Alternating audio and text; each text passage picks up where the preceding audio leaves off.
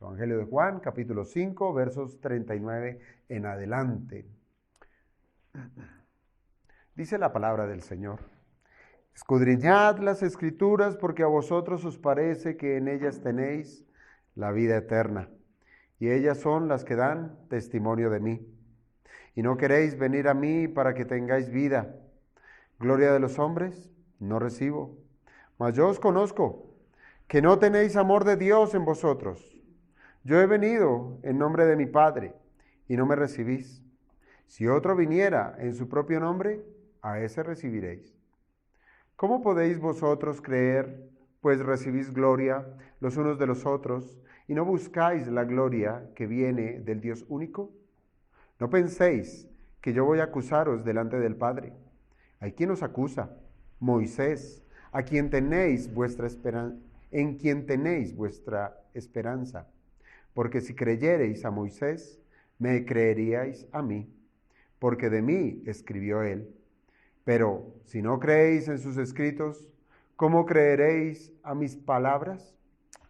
Amado Padre, gracias te damos, Dios, por esta porción, y te rogamos que sea tu Espíritu guiándonos a un entendimiento mayor.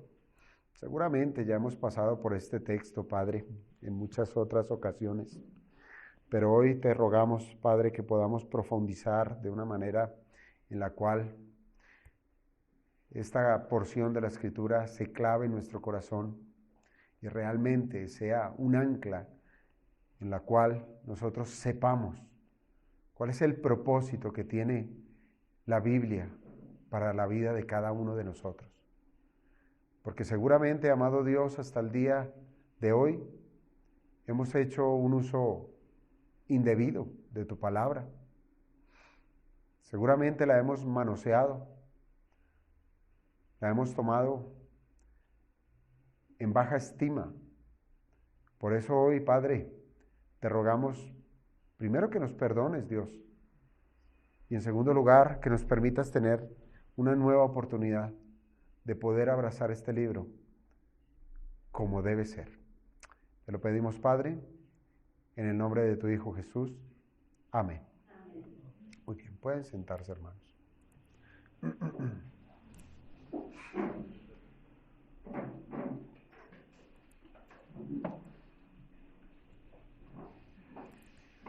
Hoy llegamos ya al final del discurso que el Señor ha comenzado desde el versículo 19, hablando directamente a los fariseos. Y yo creo que en esta parte final tiene un tinte de muchas cosas, una tonalidad en diferentes áreas esta porción. Pudiéramos decir que son palabras fuertes, que son palabras duras, que apuntan directamente a ese corazón tan necio, tan duro como una piedra, como es el corazón del hombre caído. Y aún yo digo que nosotros como cristianos todavía tenemos problemas en acercarnos delante del Señor como debiera ser. Pareciera que somos más cercanos a ponernos nosotros en el centro de las cosas que poner a Dios mismo. Y es evidente, hermanos, en la manera en que nosotros vivimos. ¿Por qué? Porque consideramos otras cosas más importantes que Dios mismo. Por eso es que podemos llegar a decir en algún momento que el cristianismo está en crisis.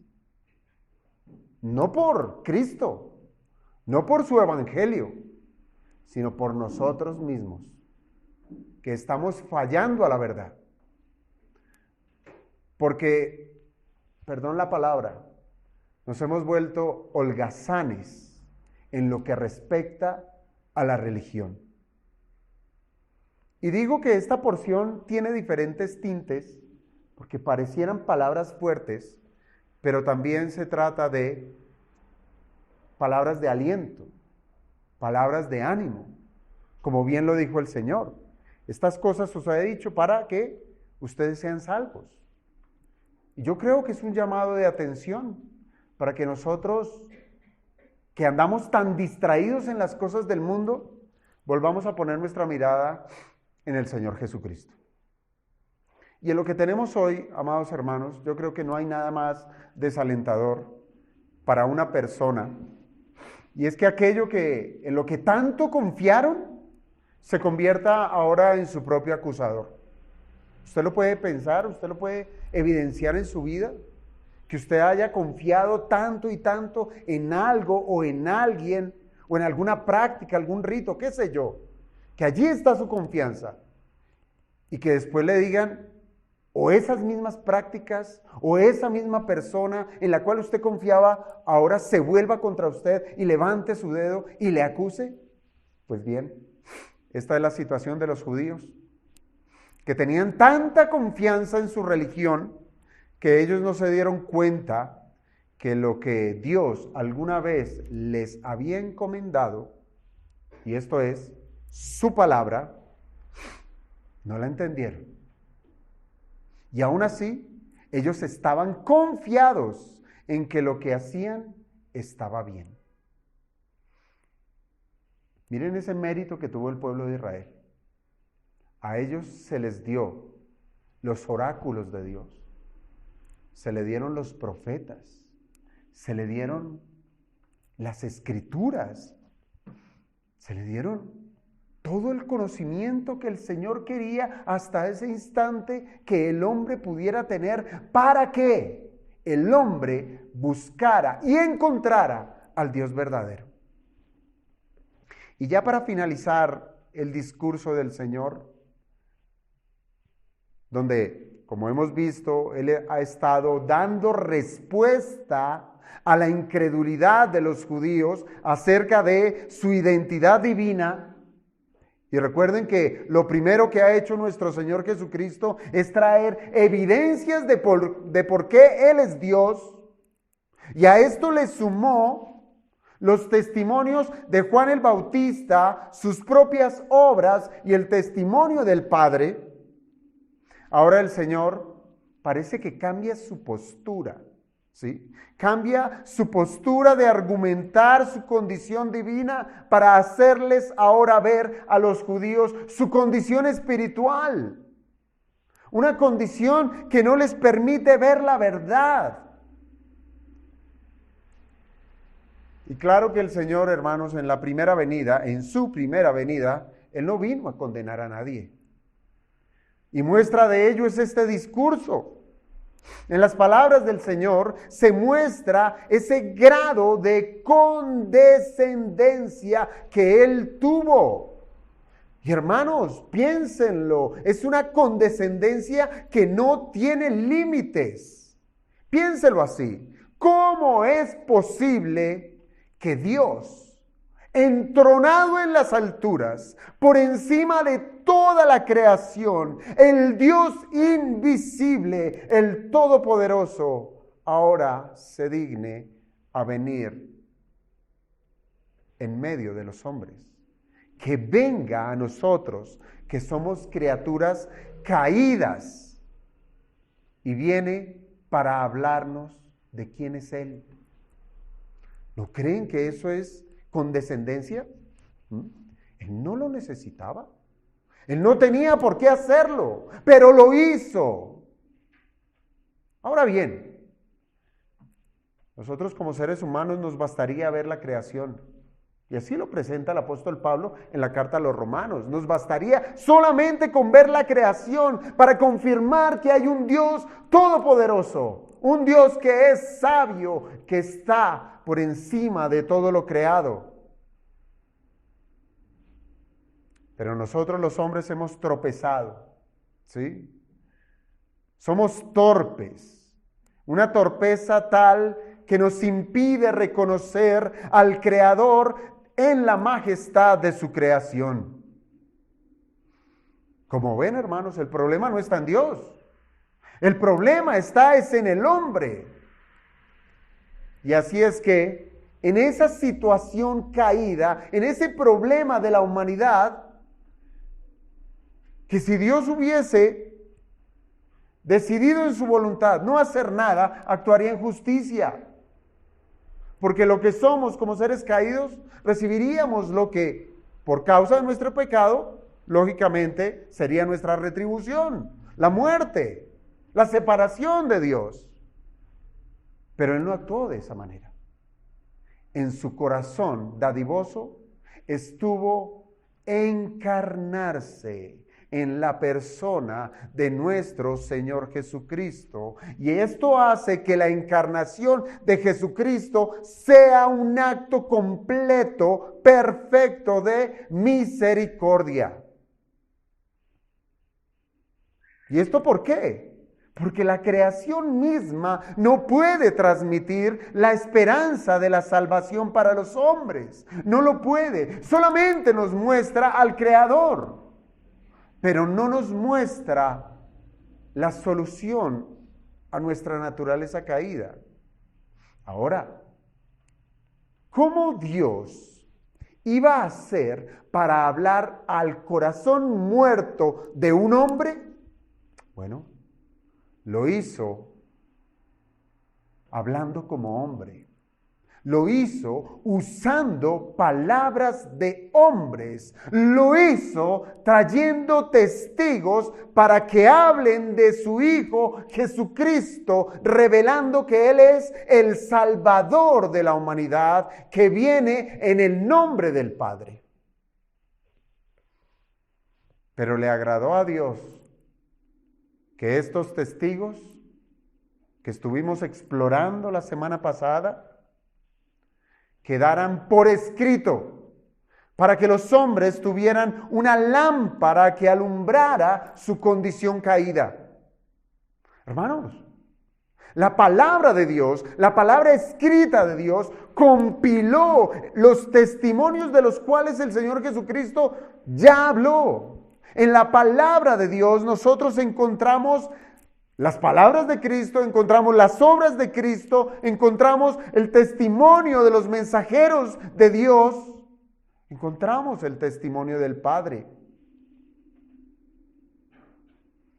Y es aquí donde resulta un absurdo.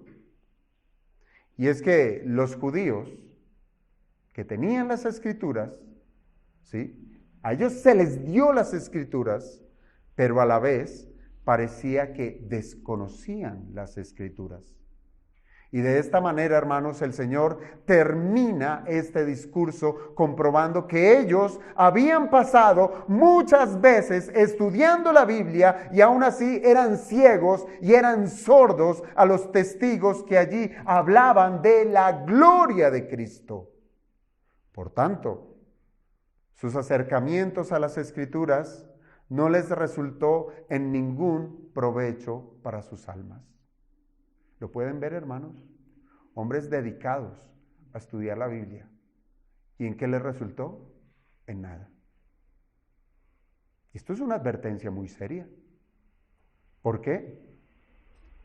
Porque podemos nosotros estar cayendo en un mismo error, en ese mismo error. Nos acercamos tanto a la luz, pero nuestro necio corazón y esa venda que todavía tenemos en los ojos no nos deja ver la verdad que hay allí.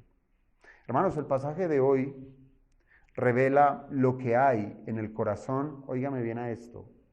Nos va a revelar lo que hay en el corazón de un religioso que no ha sido iluminado por la verdad, aunque diga tener la verdad.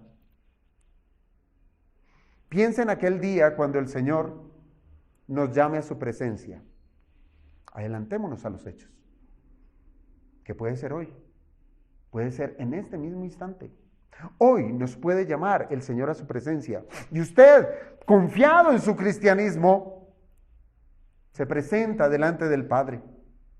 Pero resulta que el Señor puede llegar a decirle: no te conozco. No te conozco. Esto es una tragedia. Una tragedia. Por eso es tan necesario, hermanos, que aprendamos hoy a ver la Biblia como un testigo de Cristo. Hermanos, cualquier otra intención, o más bien cualquier otra mala intención de hacer de la Biblia un asunto sin importancia, sin la importancia de vida, nos acercará más y más al infierno. Y quiero que veamos tres cosas en este pasaje. He dividido este texto en tres partes. La primera de ellas, quiero que hablemos de un testigo en común. Son las Escrituras. Un testigo en común. Es decir, el Señor va a hablar en los mismos términos con los judíos. En segundo lugar, vamos a hablar de una ambición ciega. Ambiciones ciegas que tienen los hombres. Y en último lugar, en lo que respecta a los judíos, una acusación por su propio profeta. Pero vayamos al primer punto, un testigo en común. Y esto lo vamos a tener de los dos primeros versículos, el versículo 39 y el versículo 40, cuando dice, escudriñad las Escrituras, porque a vosotros os parece que en ellas tenéis la vida eterna, y ellas son las que dan testimonio de mí, y no queréis venir a mí para que tengáis vida. Hermanos, la idea principal de estos dos versículos es que nuestro Señor Jesucristo está reprendiendo a los líderes religiosos por tener un enfoque equivocado de las Escrituras. Tienen las Escrituras, pero su manera de abordar la Escritura es errónea. La reprensión, hermanos, entiéndalo bien, no tiene que ver con que los judíos no escudriñen las Escrituras, ¿sí? Porque uno pudiera pensarlo de esa manera, como si el Señor les estuviera diciendo, oiga, a ustedes les falta es escudriñar las Escrituras. Por el contrario, esa era su mayor preocupación. Y es algo verdaderamente de admirar, esa devoción de los fariseos por el estudio de las Escrituras. Ellos dedicaban una cantidad significativa de tiempo y de esfuerzo para estar estudiando la Biblia. Hermanos, ellos la leían regularmente, ellos la memorizaban. Incluso para poder ser un fariseo, ellos debían memorizar el Pentateuco. Estamos hablando de los primeros 5 libros de la Biblia. Y ahí ya usted se puede estar parando al lado de un fariseo y decir que no le llega ni a los talones. ¿Nos hemos memorizado un capítulo, cuando menos? Si acaso diremos, me sé este versículo, me sé este otro, y así, de una manera indistinta. Pero ellos, cuando menos, memorizaban los 5 primeros libros de la Biblia. Además, a menudo ellos participaban, y esto sí es una práctica que hasta el día de hoy se ve, que los judíos se reúnen para debatir y para discutir sobre cuestiones religiosas y sobre cuestiones legales, obviamente basadas en las Escrituras. Y esos debates eran muy comunes en lugares como las sinagogas y en otros lugares de reunión. Por eso, hermanos, es que no hemos de entender que el Señor les esté diciendo que su error está en no estudiar. Ellos estudiaban, eran rigurosos en ello. Por tanto, quizás la reprensión que hace el Señor sí caiga bien. Es para la iglesia moderna, que no estudia la Biblia, que se cansan en la lectura, que no memoriza y mucho menos está en la disposición de conocer la voluntad de Dios para ponerla en práctica. A nosotros sí nos cae muy bien que el Señor nos diga, escudriñad las Escrituras, estudien la Biblia, háganlo con dedicación, con denuedo. A nosotros sí. Y hasta en eso, hermanos, yo digo, los fariseos llevaban buena ventaja en esa preocupación por aplicar las Escrituras, pero a la vez allí estuvo su gran tropiezo, pues sus interpretaciones quedaron muy cortas en lo que es la verdad, en lo que Dios les había mandado. Y para la muestra un botón, ellos no reconocieron al Mesías, del cual la Biblia había profetizado.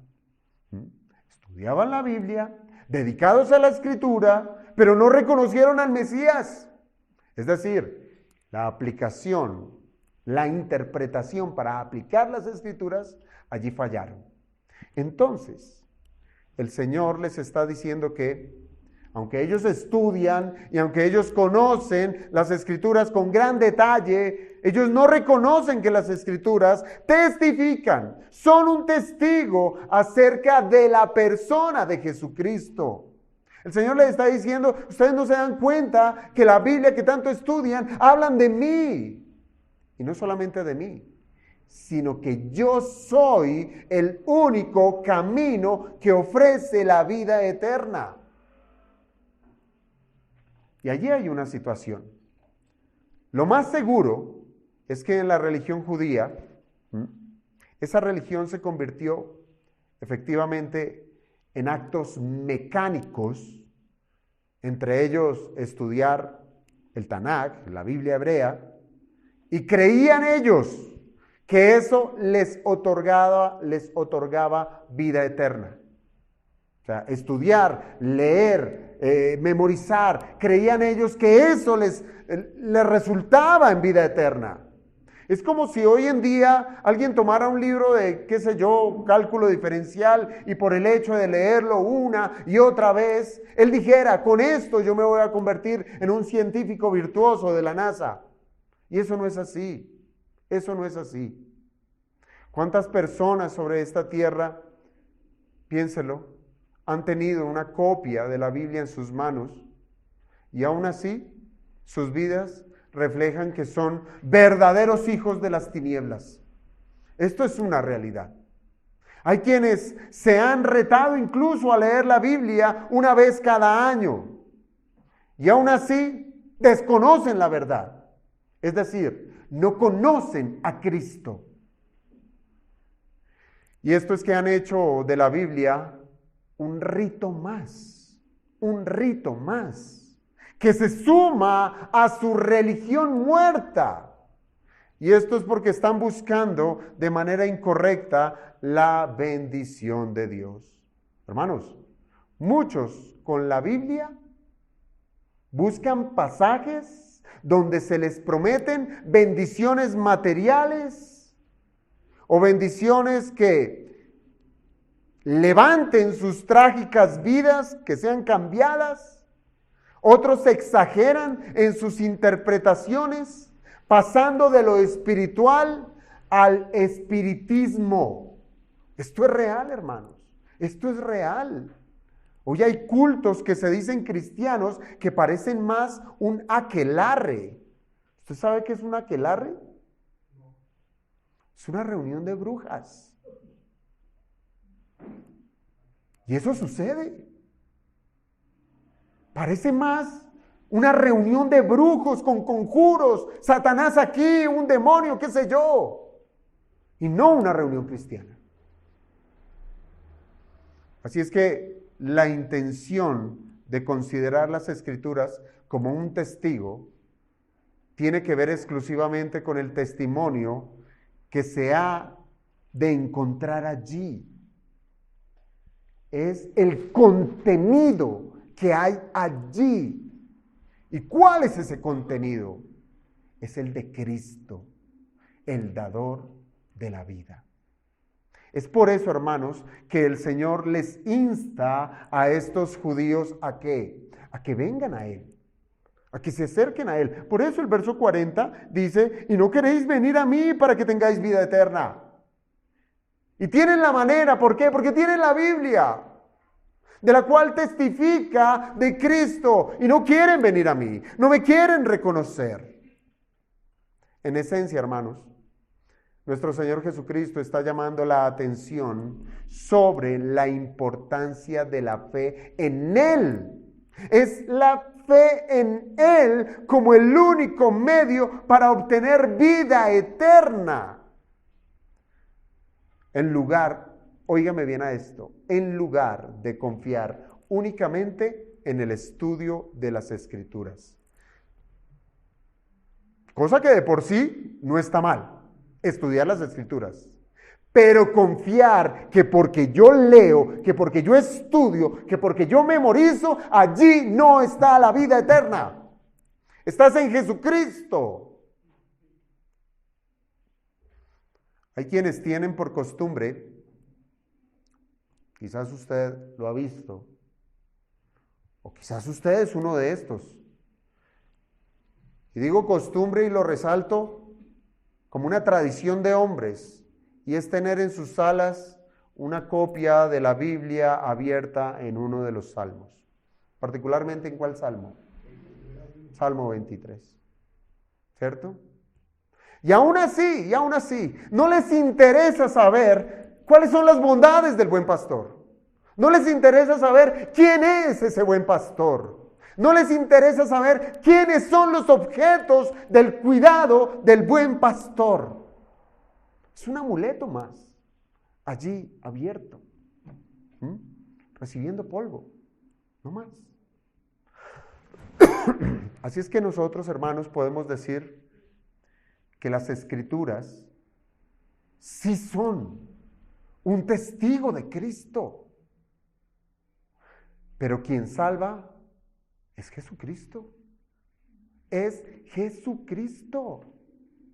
Además, hermanos, estudiar las Escrituras es un asunto que tiene sus méritos cuando la persona, óigase bien a esto, se humilla ante su contenido. Pero si en lugar de humillarse, se jacta de su conocimiento, pues es ahí donde el conocimiento envanece. Mire, ir a la Biblia, encontrar a Cristo, debe doblegar el alma. Pero si ir a la Biblia y lleno conocimiento y lleno doctrina y doctrina y doctrina y doctrina, y eso me infla y me vuelve soberbio, orgulloso, quedé completamente envanecido. Eso no ayuda, no ayuda. En segundo lugar, vamos a los versículos 41 al 44. En donde el Señor nos va a hablar de esas ambiciones precisamente que envanecen, de esas ambiciones que ciegan, verso 41 al 44. Gloria de los hombres no recibo. Atienda eso, el Señor está diciendo, gloria de los hombres no recibo. Mas yo os conozco, que no tenéis amor de Dios en vosotros. Yo he venido en nombre de mi Padre y no me recibís. Eso sí, si otro viniera en su propio nombre, a ese recibiréis. Y viene la pregunta al corazón. ¿Cómo podéis vosotros creer? ¿Cómo si tienen semejante obstáculo? ¿Cómo pueden creer? Pues recibís gloria los unos de los otros y no buscáis la gloria que viene del Dios único. Esa pregunta ya ha sido respondida. Es una pregunta retórica. Piense usted, ¿qué es buscar la gloria que viene del Dios único? Es buscar a Cristo. Él es la gloria del Dios único. Ustedes buscan su propia gloria, pero no buscan la gloria que viene de arriba. Muy bien. Lo que nos quiere decir estos versículos es que nuestro Señor Jesús está señalando la falta de autenticidad en la fe de estos líderes religiosos. Dicen tener fe, dicen tener cierta confianza, pero no es más bien auténtica. Y esto se deja ver, hermanos, precisamente por la contradicción que había en los fariseos. Aquí los fariseos estaban contradiciendo. ¿Por qué? Porque nosotros ya vimos cómo para los judíos era de gran importancia el asunto de los testigos, ¿verdad? Es muy importante para los judíos que que para poder sostener una verdad o una situación se presenten testigos. Pero parece que solo los tenían en cuenta según sus conveniencias. Cosa tan natural en los seres humanos. Que lo que me conviene, ahí lo pongo en funcionamiento. Si no me conviene, eso no lo estimamos. Ahora, el razonamiento que trae el Señor Es muy meticuloso lo que tenemos en estos versículos. Es muy meticuloso. Y lo primero es que les hace saber allí en el verso 41 que Él no está buscando quedar bien con nadie. Gloria de los hombres no recibo. Yo no quiero quedar bien con usted, ni con el de allá, con nadie. Aunque como ya lo hemos dicho, el Señor no necesita las alabanzas de los hombres y tampoco la estaba buscando. Y en efecto, su discurso no tenía la intención de resultar en ser agradable a los oídos de los fariseos. Pero nosotros somos así. Por evitarnos un pleito, un problema. Toca hablarle dulce a las personas. Toca bajar la moral. Toca bajar la doctrina. Para quedar bien, para que no se vayan. ¿Qué quiere? ¿Música? ¿Para que se distraiga? ¿Para que esté bien? Pues música le daremos. Lo que hablábamos de la costumbre romana. En esos tiempos tan difíciles de la política y la sociedad, ¿cómo poder tener contento a un pueblo que está en miseria? ¿Cómo poder tener contento a un pueblo que se quiere rebelar? Pan y circo, pan y circo. El Señor no quiso eso. El Señor no buscó agradar a nadie para recibir complacencia. Por el contrario, cada palabra del Señor les resultaba a estos judíos más ofensivo. Mi padre trabaja y yo trabajo. Yo sano en el día de reposo. El Padre y yo somos iguales. Tenemos la misma autoridad. Las obras que yo hago, las hago porque el Padre me ha enviado a que yo las haga. Duro, un ladrillo sobre ladrillo, doctrina sobre doctrina, para ir en contra de la ineptitud, de la incredulidad de estos judíos. Siendo claro en este asunto, lo contrasta con la realidad de los fariseos, que ellos sí buscan la complacencia mutua entre ellos. Eso sí era propio y es propio de los hombres. Y aunque se trate, hermanos, de las intenciones del corazón, piensen eso, de querer buscar gloria, puede que usted, al igual que yo, ustedes no pueden ver qué estoy buscando, qué deseo yo.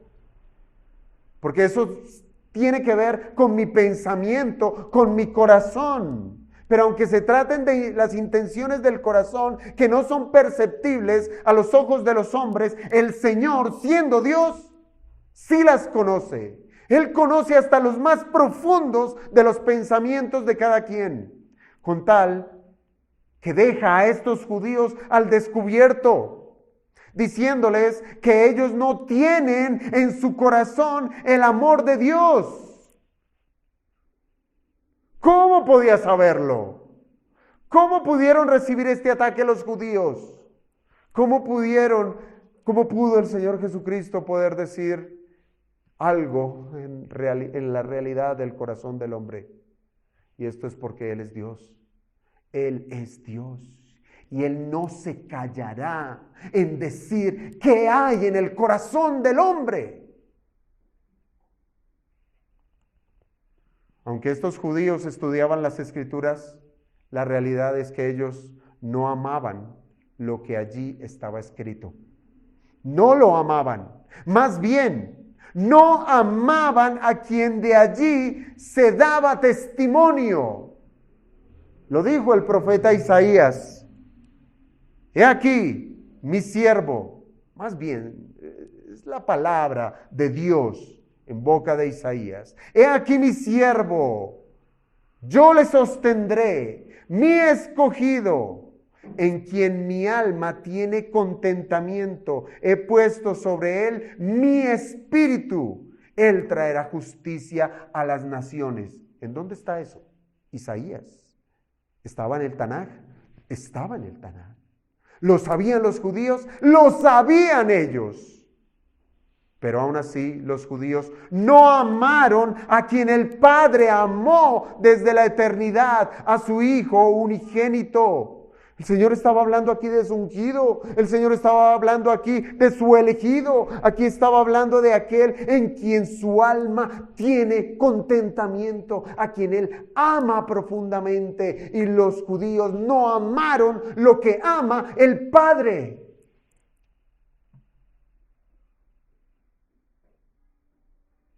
Y esto tiene una aplicación sumamente amplia, amados hermanos. Porque lo que tenemos aquí escrito es la voluntad del Padre, lo que le agrada y lo que no le agrada. Y las veces que actuamos en contra de estas verdades, estamos diciendo, yo no amo lo que tú amas. No lo amo. Pero en 8 días, ay Señor, ayúdame en esto, ayúdame en lo otro. ¿Me amas? Creo que será la pregunta que el Señor le haga a cada quien. ¿Realmente me amas?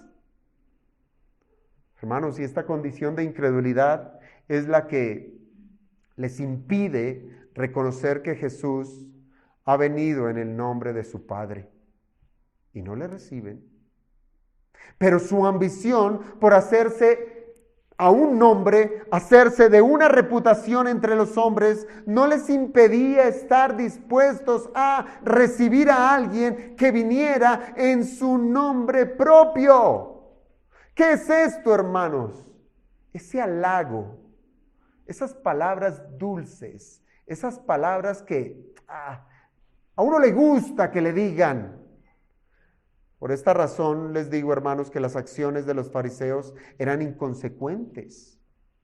Si la ley les demandaba tener en cuenta los testigos para aclarar alguna situación, el Señor les hace saber que no están cumpliendo las Escrituras, que ellos están siendo laxos en recibir a cualquiera que viene en nombre propio. Y es ridículo porque el Señor les está diciendo una y otra vez, yo no vengo en mi nombre propio, yo vengo en el nombre del Padre quien testifica de mí. No recibieron a aquel que viene en el nombre del Padre, siendo que el Señor presentó todas las pruebas necesarias para que lo reconocieran. Por eso cabe muy bien esa pregunta retórica del verso 44.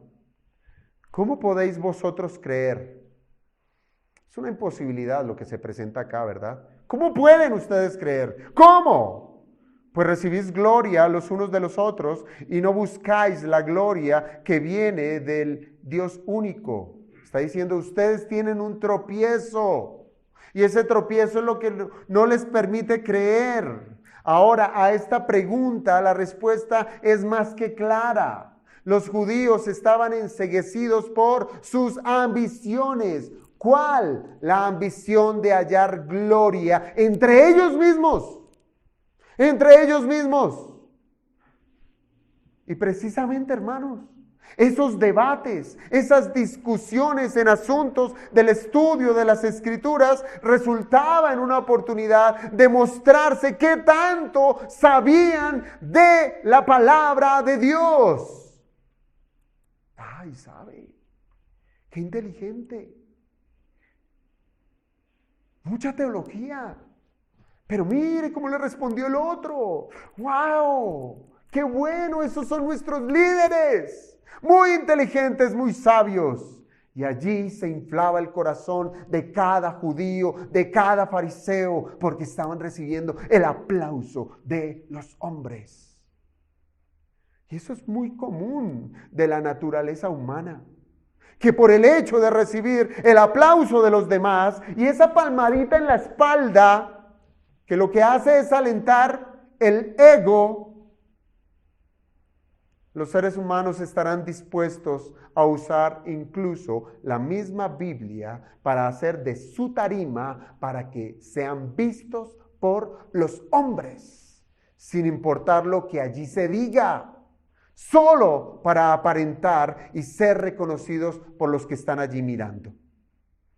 Así es que, hermanos, nuestro Señor Jesús efectivamente él está cuestionando su verdadera fe.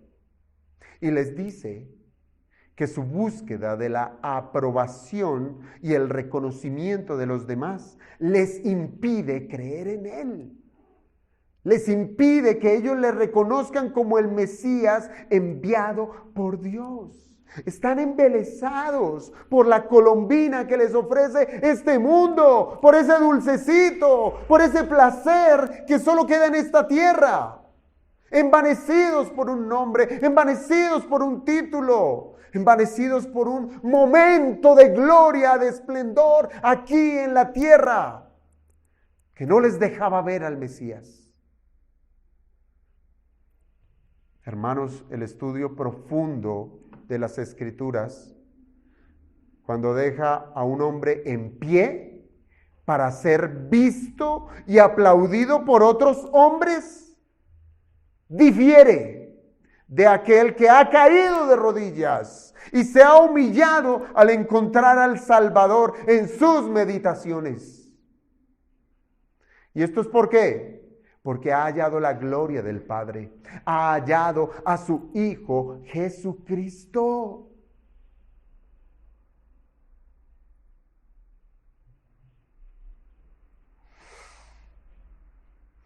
No tengo nada en contra de los seminarios. Se enseña la Escritura, se enseña doctrina.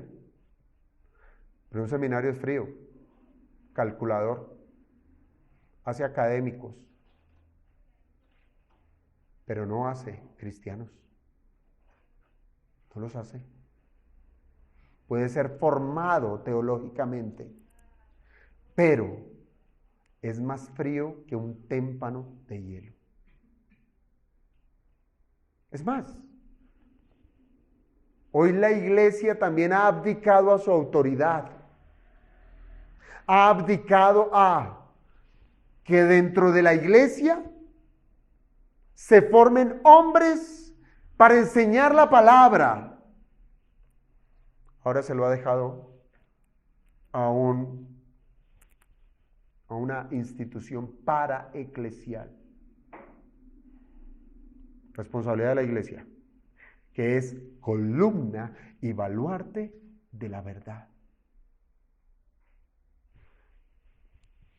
El evangelismo. La iglesia ha abdicado. Y ahora se lo deja a agencias misioneras. Que sean ellos los que se encarguen de llevar el evangelio. Mientras que el Señor le dijo a su iglesia que lleve el evangelio a lo largo y ancho de este mundo. Ha abdicado. Y eso sí, se jactan de los grandes nombres, de institutos, de misiones, dándose palmaditas en la espalda para levantar hombres y mujeres que lleven no el nombre de Cristo, sino su propio nombre. Y yo se los he dicho varias veces, hermanos. Hoy en día, la iglesia ya no se conoce una iglesia local por ser iglesia de Cristo, sino por la iglesia del pastor tal. No está mal, en cierto aspecto. Está mal cuando se centra el conocimiento del cristianismo en ese hombre, en donde la gloria se la lleva ese hombre y no Cristo. Por eso la tercera parte de esta porción tiene que ver con una acusación. Acusados por su profeta, versos 45 al 47. No penséis que yo voy a acusaros delante del Padre. Hay quien os acusa, Moisés, en quien tenéis vuestra esperanza. Porque si creyereis a Moisés, me creeríais a mí, porque de mí escribió él. Pero si no creéis a sus escritos, ¿cómo creeréis a mis palabras?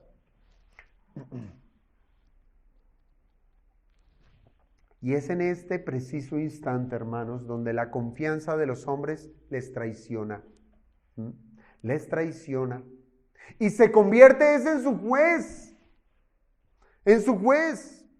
Hermanos, estos últimos versículos muestran cómo el Señor hace hincapié en la autoridad y la credibilidad de Moisés.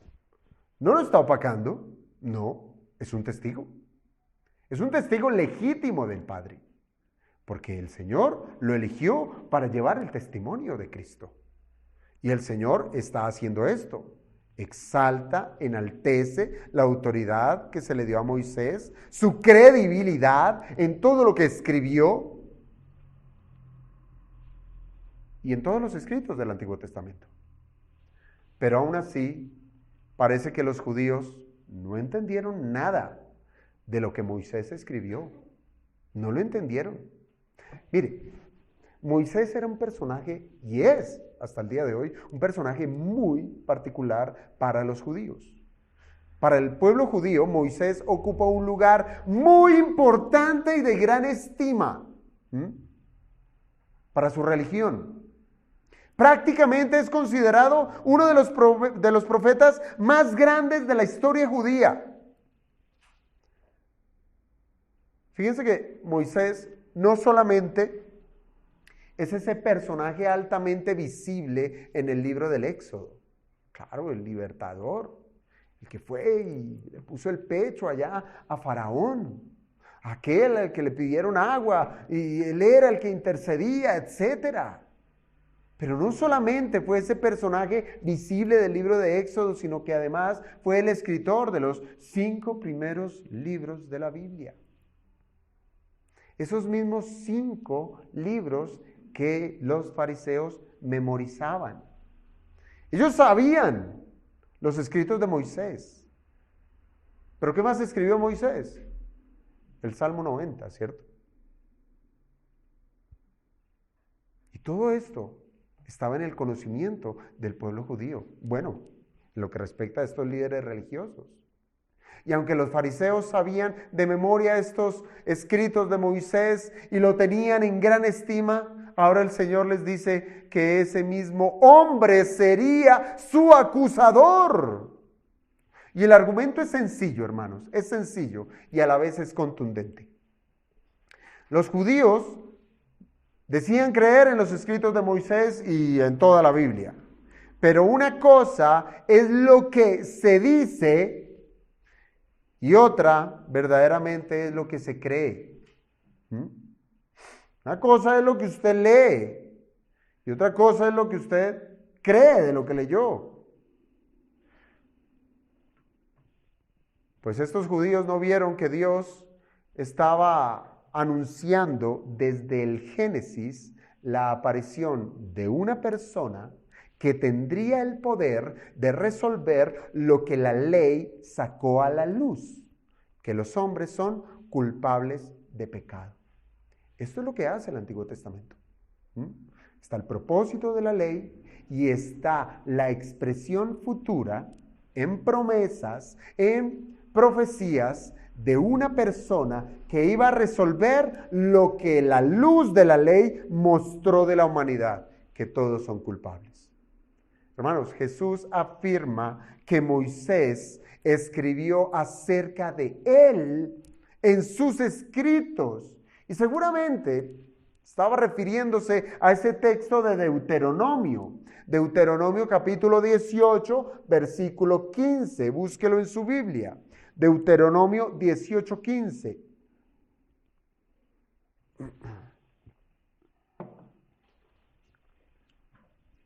Allí nosotros podemos leer: profeta de en medio de ti, de tus hermanos, como yo, te levantará Jehová tu Dios, a él oiréis. Hermanos, esto redundaba en la cabeza del judío. Si ellos creían a las palabras de Moisés, pues debían creer que venía alguien mayor que Moisés. Pero no solo esto escribió Moisés, también habló de Cristo allá desde la creación. desde el protoevangelio. La primer mención a manera de semilla del evangelio de gracia. Cuando el Señor le habla a la serpiente y le dice en Génesis 3:15, y pondré enemistad entre ti y la mujer y entre tu simiente, y allí está, y la simiente suya, esta te herirá en la cabeza y tú la herirás en el calcañar. Aquí se está presentando a Jesucristo, quien iba a aplastar al diablo. También escribió Moisés acerca de las promesas hechas por Dios a su siervo Abraham, que como lo dijo el apóstol Pablo, solamente por medio de Jesucristo serían cumplidas a plenitud por tu simiente, que es Cristo. Así es que, hermanos, muchas cosas escribió Moisés acerca de Jesucristo. Ahora piense cuando Moisés escribe allá acerca de esa situación de la Pascua, en la institución de la Pascua. El Señor está mostrando, revelando que es necesario la figura de un mediador, de alguien que sustituya al hombre para pagar por sus pecados. Adicionalmente, Moisés escribió acerca de la ley. A Moisés se le dio la promulgación de la ley escrita. Y entre ellos está la ley ceremonial. Cada acto religioso, cada aspecto de las ceremonias huele a Cristo. Allí está Cristo. Ahora piense en el tabernáculo de reunión. Cada uno de esos elementos prefiguraban a Cristo. Y muchas otras cosas escribió Moisés. Así es que, si estos judíos no creían en las palabras del Señor, ni en las señales que Él hizo, y si tampoco creían en el testimonio de Juan el Bautista, ¿podían ellos negarse a creer al testimonio de su propio profeta Moisés?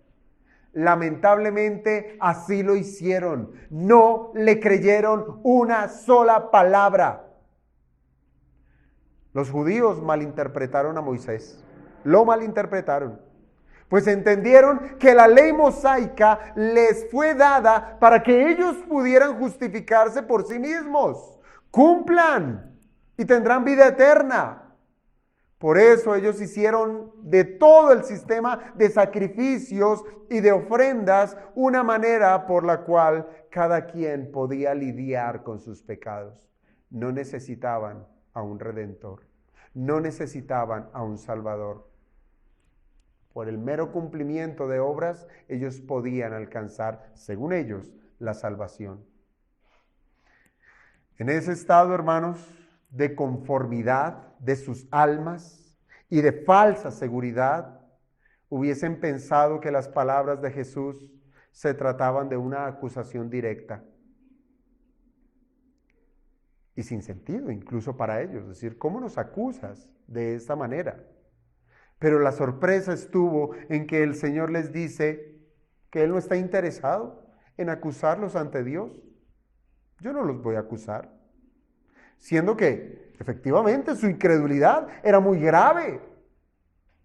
Ahora bien, que el Señor les diga que Él no los va a acusar delante del Padre, eso no significa que su ignorancia sería pasada por alto.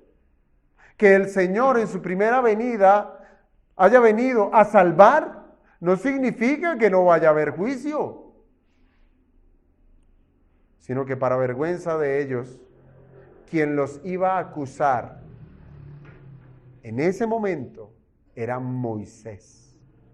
Era Moisés, en quien ellos estaban confiados. Nuestro profeta, en Él confiamos, a Él lo memorizamos, a Él lo recitamos, a Él lo predicamos. Y Moisés estaba siendo allí formado cada vez más y más en sus conciencias para acusarles. Ahora bien, esa acusación de Moisés no está en el futuro. No está en el futuro. Fíjense lo que dice allí. No penséis que yo voy a acusaros, dice el Señor. Voy a acusaros en tiempo futuro. Piense, el Señor Jesucristo en su segunda venida va a ser juez, ¿cierto? Va a acusar. Entonces, ¿qué está diciendo? Porque les dice, yo no los voy a acusar en tiempo futuro, delante del Padre. No los va a acusar, ¿por qué? Porque ya ha pasado algo en el presente. ¿Y qué es lo que dice allí? Hay quien os acusa. Hoy os acusa Moisés. Así es que, amados hermanos, esa acusación de Moisés no está en el futuro, sino que está en el presente inmediato. ¿Cómo puede ser esto posible? Pues cada vez que leen, cada vez que estudian, cada vez que debaten, cada vez que memorizan, Moisés les está diciendo es Cristo, Cristo, Cristo. Yo soy testigo de Cristo, les testifico de Cristo y ustedes no quieren creer. Y esto es porque cada vez que los judíos se acercaron a las Escrituras, cuando las estudiaron, las memorizaron y aún las debaten, allí la voz del profeta les está anunciando una y otra vez acerca del Mesías que vendría a poner su vida en sustitución por los pecados, por los pecadores que confíen en Él. Así de terrible, hermanos, es la realidad de todo aquel que se expone a la Biblia, que se expone a las Escrituras y mantiene una posición obstinada de considerar que la salvación está en el cumplimiento de la ley. ¡Qué tragedia! Prácticamente el Señor les está diciendo que si realmente creyeran en Moisés, creyeran en sus escritos, también creerían en Él, porque Moisés habló de Él. Sin embargo, si no aceptan lo que Moisés escribió, entonces no podrán creer en las palabras que el Señor les dijo. Y esto lo puedo resumir de esta manera. Jesús, el Señor, está argumentando que Moisés respalda su identidad como el Mesías. Es testigo. Y que deberían prestar atención a las Escrituras para reconocer su autenticidad. Pero recuerden, estaban tan cautivados en su estatus, en ser el pueblo escogido de Dios, ¿sí? En que nadie más tiene bendición sino el pueblo de Israel, que no se dieron cuenta que no eran el Israel de Dios. Por eso, ya para finalizar, hermanos, la pregunta es una y sencilla. ¿Qué es lo que estamos haciendo con la Biblia? ¿Qué es lo que estamos haciendo con las Escrituras? Hermanos, yo creo que se trata de una pregunta que es válida para el día de hoy. Nosotros podemos estar muy equivocados cuando hacemos de la Biblia y del estudio de la misma un acto frío, un acto desconsiderado, un acto desinteresado y lo peor, un acto conveniente para nuestra carne. Eso es lo peor, donde manifestamos qué tan equivocados podemos estar. Hermanos, no se trata de desalentar el estudio de la Biblia. No, para nada. Por el contrario, lo que nos presenta aquí el Señor es un llamado urgente a ir a la Biblia, pero que lo hagamos con el sentido correcto. ¿Cuál? El de hallar al Salvador, el de encontrar a Cristo, del cual todo este libro da testimonio. Este libro no se trata de usted ni de mí. No se trata de qué tan bendecidos pudiéramos llegar o no ser. Este libro trata de Jesucristo, de su obra y la bendición que trae sí para su pueblo. ¿Qué estamos haciendo con la Biblia, hermanos? Piense, nosotros estamos viviendo tiempos donde la globalización de la información y el mismo marketing ha hecho muy popular este libro. Muy popular. Ha hecho de la Biblia estos tiempos quizás el libro mayor vendido de la historia. Es más, yo revisando ciertas estadísticas encontré que para el año 2021 se vendieron, óigase bien esta cifra, más de 100 millones de ejemplares de la Biblia en 100 países distintos, en 23 idiomas, en el 21.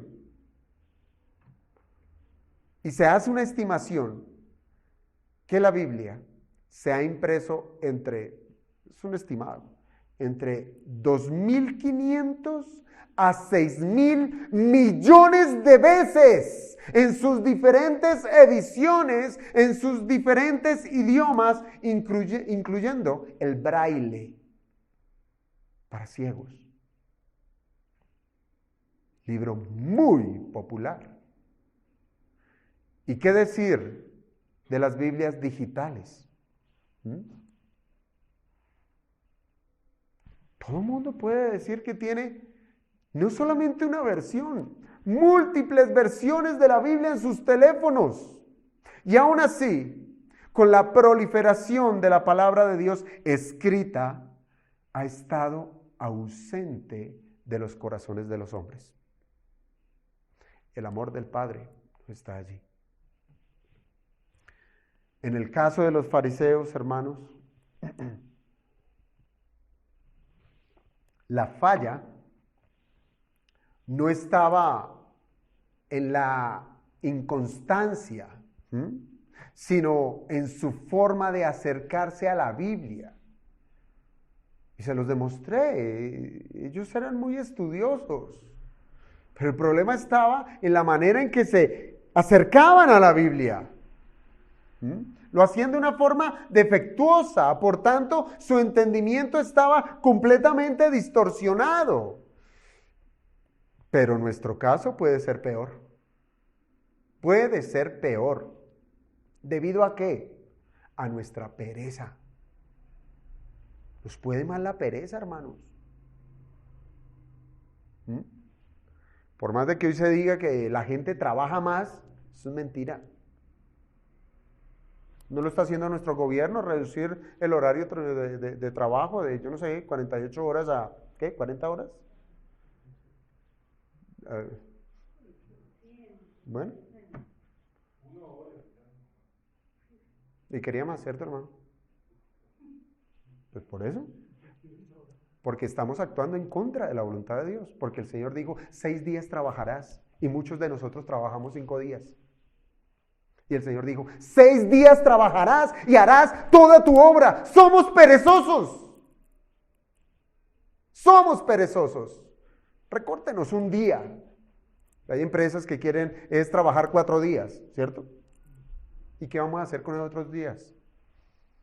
No crean que es para leer la Biblia. No lo crean. Tenemos pereza. Y el Señor dijo, escudriñad, escudriñad. Ahora piensen esto, escudriñar no es simplemente leer, escudriñar no es simplemente memorizar, más bien, escudriñar tiene toda la fuerza de buscar, de indagar, de profundizar. Es como aquel que ha ido a la playa. ¿Usted ha ido a la playa? Bueno, toca que vaya, ¿sí? Y usted se va a dar cuenta que usted no es nada cuando se para allá en la arena y ve la inmensidad del mar. Y usted mete una patica y el agua le da el tobillo, ¿sí? Y usted le va cogiendo confianza al agua y ya mete 2 pies. Ya el agua le da la cintura, pero ya cuando la ola lo empieza a revolcar, usted echa reverso, ¿sí? Pero de ahí para allá hay una profundidad inmensa de cosas que ni conocemos. Y hay muchas cosas que hasta el día de hoy el hombre desconoce de la profundidad del mar. Así es la Biblia. Así es la Biblia. Una profundidad de riquezas insondables de las maravillas de Cristo. Y nosotros en la orilla, en la playa. Prefiero el sol, ahogarme allá en ese mar. Escudriñar, hermanos, es buscar, es investigar. Es como el minero, ese minero que pacientemente se abre paso por entre la roca dura con la esperanza de ¿qué? De encontrar oro, de encontrar esa piedra preciosa. Lo que hablábamos hace 8 días allá en el hogar de ancianos, de encontrar ese tesoro. ¿Y usted qué va a hacer? ¿Va a huir? No, hará lo que sea para tener ese tesoro. Eso es escudriñar la Biblia, querer conocer a Jesucristo. Hermanos, y nuestro mayor tesoro es Cristo. No es otra cosa, es Cristo, quien porta en sí mismo el manantial de la vida eterna, porque Él es la vida misma. Y Él bien lo dijo, a quien yo quiera dar, yo la doy. A Él es al que hay que buscar, en la Biblia, no en otra parte, en la Biblia. Hermanos, yo pregunto, ¿seremos como el pueblo de Israel que cavaron para sí cisternas rotas que no retienen el agua? De esto los acusó el profeta Jeremías, ¿verdad? Esto es hacer de la religión un aparejo por el cual buscamos tesoros perecederos. Cogemos la Biblia para buscar cómo obtengo dinero, cómo obtengo salud, cómo obtengo reputación. Hermanos, esto como si la Biblia se tratara de la buena vida del hombre en esta tierra.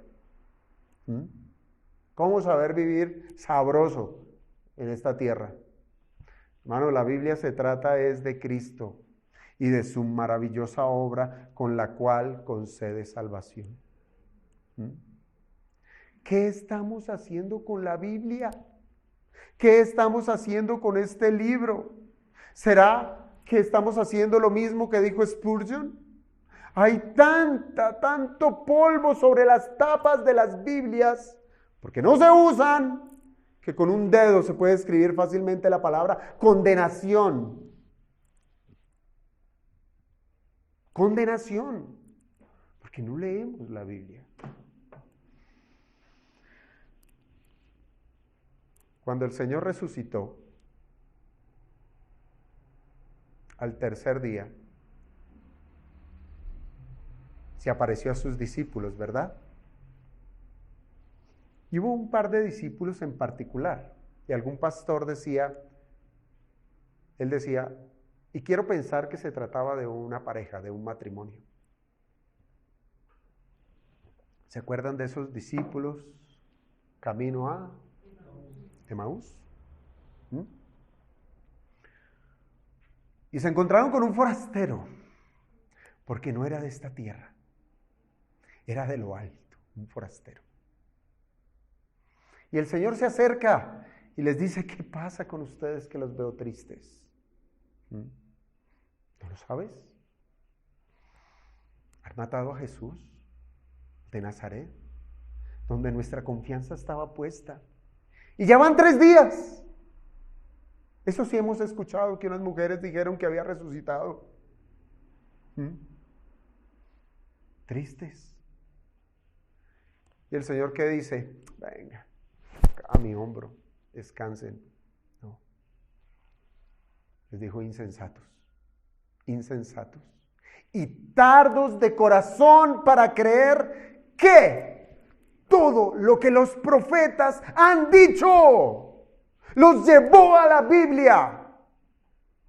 No era necesario que el Cristo padeciera estas cosas y que entrara en su gloria. Qué hermoso. Y comenzando ¿desde dónde? Desde Moisés. Y siguiendo por todos los profetas, les declaraba en todas las escrituras lo que de él decían. ¿Qué estamos haciendo con la Biblia, hermanos? ¿Qué estamos haciendo hoy? ¿Un rito? Yo quiero que hoy se lleve, cuando menos, de todo lo que se dijo hoy, cuando menos, que nosotros venimos a estudiar la Biblia para buscar a Cristo. No hay ninguna otra pretensión. La pretensión no es que se llene todo esto. La pretensión no es que se llene esa bolsa. Esa no es la pretensión. La pretensión no es hacernos a un nombre. Ni letrero tenemos. La pretensión no es que ustedes digan la iglesia del pastor Orlando. No. La pretensión de este ministerio es exaltar el nombre de Cristo que se encuentra revelado en las Escrituras. Por eso estudiamos la Biblia. Pero la responsabilidad no es mía solamente, sino es de cada uno de ustedes. Yo hago mi tarea. ¿Y ustedes? Deberían hacer la suya. Porque mi fe, lo que yo creo de Cristo, es mi fe, no es su fe. Usted tiene que creer, usted tiene que buscar, usted tiene que clamar, usted tiene que arrepentirse de sus pecados, no de los míos. Yo buscaré a mi Salvador en la Biblia para que Él me ayude con ello. Así es que, amado hermano, tenga presente que esto que hemos visto en este discurso, que muchos hombres sabios, verdaderamente sabios, uno es un grano de arena ahí arrumado en el piso. Muchos sabios han dicho que esta porción del capítulo 5, del verso 19 al 47, es la más excelsa